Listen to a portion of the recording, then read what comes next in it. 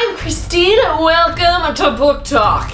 Today we are discussing the second book in Michelle Hodkins' Mara Dyer series, The Evolution of Mara Dyer. The first one being The Unbecoming Mara Dyer.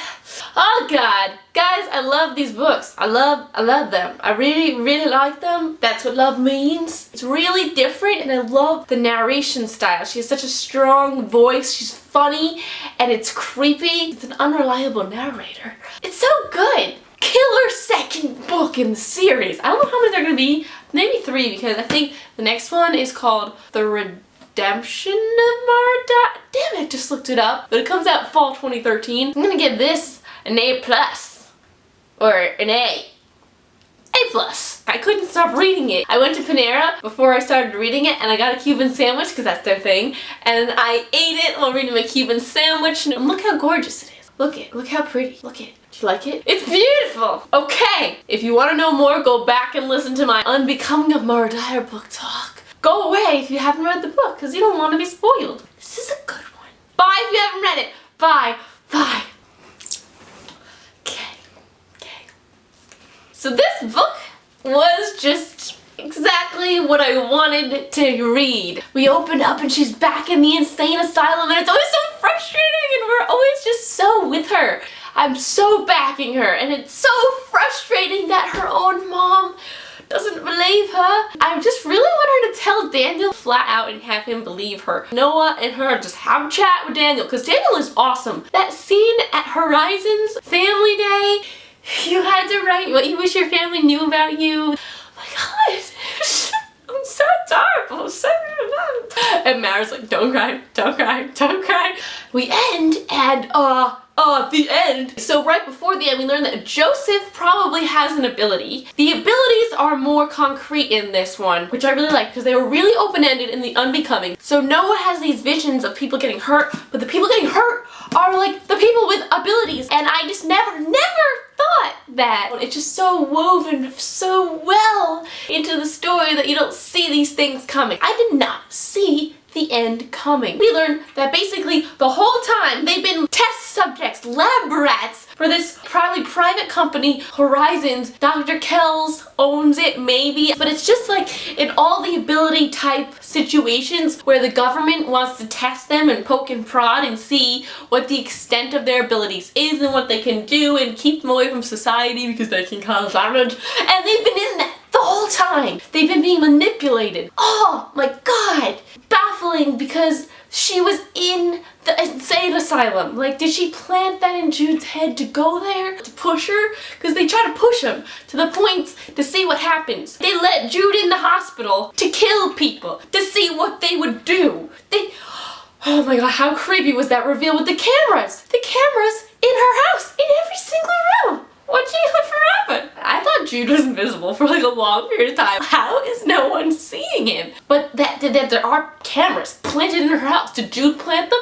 Did Dr. Kells plant? I fucking hate Dr. Kells. In the beginning, Daniel comes in to try to convince Mara to go to the inpatient program, which, oh my God, horror. She talks to Daniel. I saw Jude. Did you think she saw Jude? Or you think she was hallucinating it? They get out the footage, and then I'm scared. I was scared there was gonna be no one on the tape. But then there is someone on the tape. We were all relieved, and then, that's not him. That guy's got 2 hands. He did lose his hands, and he can grow them back by killing other people. Now, do you think the death of Rachel or Claire has something to do with him healing himself? His power is really annoying. I wanted her to slice his head off or reach in and grab out his heart like a werewolf. That's what I feel like you have to do to kill him. We end and they're like, Noah Shaw, deceased. Okay, of all the people that could be deceased after building collapsing, really Noah Shaw is the one that dies. The guy who can heal, please, bitches.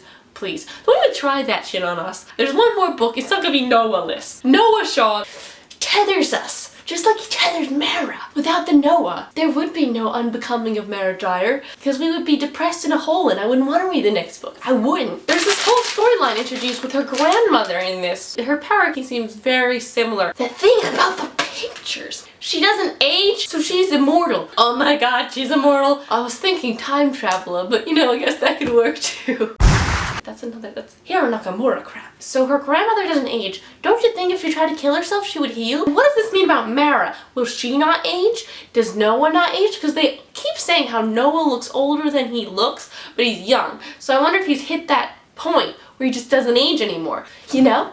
You know what I'm saying? I wonder if the grandmother didn't actually kill herself and she's alive somewhere. The doll, that was pretty creepy. My first thought was voodoo doll. When they were burning it and they smelled hair burning, I was like, oh, Mara, put it out, it's your hair. It wasn't, but still suspicious. What do you think the paper in the doll said?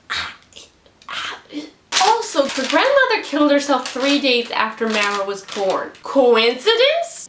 Was this Mara's fault maybe even? Was she holding Mara and Mara wanted her dead? Or was she killing herself to protect Mara? Thought she would accident? I don't know. Just, do you think she's even dead? Michelle Hodkin has a way of making these horrible situations just so funny. Lightens it up with Mara's inner dialogue. Love it. I was drawing on construction paper with crayons. It wasn't my proudest moment. Drawing a tree.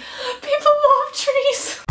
What do you talk about? Possession. Movies. There's that other section when they're trying to figure out how their powers work. I think they should have tested Noah's powers. She could have potentially at the end, when Jude had tied her up, he could have saw that. I really thought he was going to show up and bust down the door. Jude, die! But he didn't because we don't know how his power works and we can't make him see. And Mara's, the Tylenol, I thought it was ridiculous at first. But the more I thought about it, the more she should be able to do something to it because she can crumble a building. So she is kind of moving stuff. I hate that she's really, really walking on eggshells in this book. Teetering on being sent to institution. I didn't see this. Jamie is also a power person thing coming. Oh, this Phoebe character. She just like lies on the floor in a plank position. She is creepy. That bitch is creepy. I'm glad she died at the end. I really didn't want her around. When she was like, my boyfriend gave it to me. She's like, who's your boyfriend? And I was like, Jude. It's Jude, it's Jude, it's Jude. When she opened up the notebook and I was like, help me, help me, help me. Oh my god. Let's talk about her and Noah relationship. And the whole time they're trying to work past this phobia.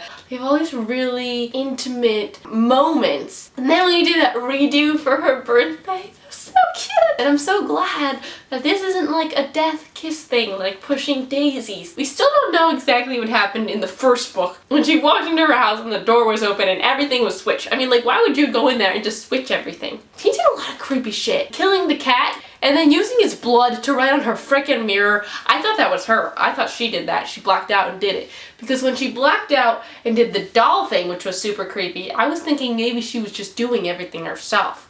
And that's when I started to doubt this whole Jude thing in general. Noah sets up this private security guy, John, and I was just picturing Mike from Breaking Bad. I don't know how Jude could evade Noah with all his people looking over him. What happened to his parents? That was so creepy. He went to the address and they never lived there? Are they ghosts? Maybe Dr. Kellis has an ability. How did they know about the abilities, you know, in the first place? There's so many questions. There's so many questions in this series. I love it. How depressed were you when she woke up in the Horizon's inpatient problem? I just, no! And it was so frustrating because she didn't try to kill herself. And, oh! I'm really curious as to what Phoebe's actual issues were about. That Cuban sandwich double date was so adorable. Who wants to go first? Brooke asked, glancing out at each of us in turn. Don't make eye contact. Mara, how about you? That always happens. When Noah gives Mara that picture of the grandmother and his mom, he left it. I ran to my bedroom and hid the picture before my mom saw it, or I spilled water on it, or it spontaneously burst into flame. Because with her luck, that would happen. Maybe the person who paid the fortune teller was the priest from the first one. The witch doctor guy. Interesting. What could this mean? That means that it's probably true. But no, Noah's not dead. This book was crazy and it had so many good parts. It was so well balanced with the crazy and the funny and the lightness and the darkness. Just, really excited for the next one. What do we think is gonna happen? Anything can happen. It could be like a school. It's not a school for the gifted and talented. I think it's a little more of a subject testing area for people so they can't live their normal lives. This is literally such a nightmare situation. They could so easily convince everyone that she is crazy, but she's not crazy and it's just, crazy! That section when Mara came home and she drank the rest of that water, we obviously knew that water was drugged. just because they're paying so much attention to that glass of water. All of a sudden it was in his trunk, and that she can't kill him because he has an ability, and oh, it's just, oh. So thank you for watching. Let me know your thoughts. I will see you next time. Follow me on Twitter, it's @XTeenByFun. Follow me on Tums, there's links in the doobs underneath here. Peace out, homes. Bye, bye, bye.